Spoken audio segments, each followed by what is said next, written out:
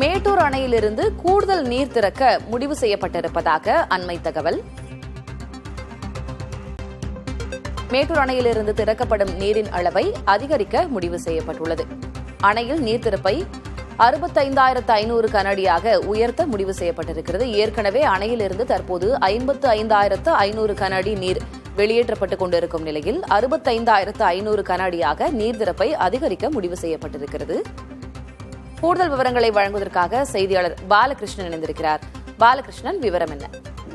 திலகவதி, இப்ப தற்போது தமிழக கர்நாடக காவிரி நீர்பிடிப்பு பகுதியில மழை பெய்து வரதுனால கர்நாடகாவில் உள்ள கபினி மற்றும் கிருஷ்ணராஜா சாகர் அணைக்கான நீர்வரத்தும் அதிகரித்து அணை நிரம்பி இருக்கு.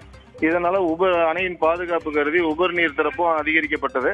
இதுல கிருஷ்ணராஜா சாகர் அணையிலிருந்து வினாடிக்கு 40,000 கனஅடி தண்ணீரும், கபினி அணையிலிருந்து 7,000 கனஅடி தண்ணீர் என 47,000 கனஅடி தண்ணீர் கர்நாடக அணையிலிருந்து திறக்கப்பட்டது.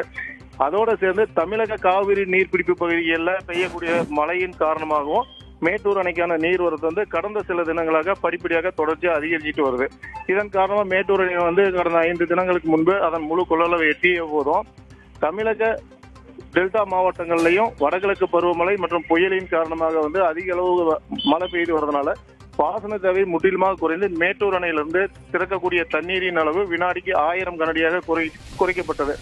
இந்த நிலையில அணைக்கான நீர்வரத்து தொடர்ச்சியா வந்துட்டு இருக்கிறதுனாலையும் அணை ஏற்கனவே முழு கொள்ளளவை எட்டியதுனாலையும் இப்ப அணைக்கு வரக்கூடிய தண்ணீர் முழுவதுமாக வெளியேற்றப்பட்டு வருது.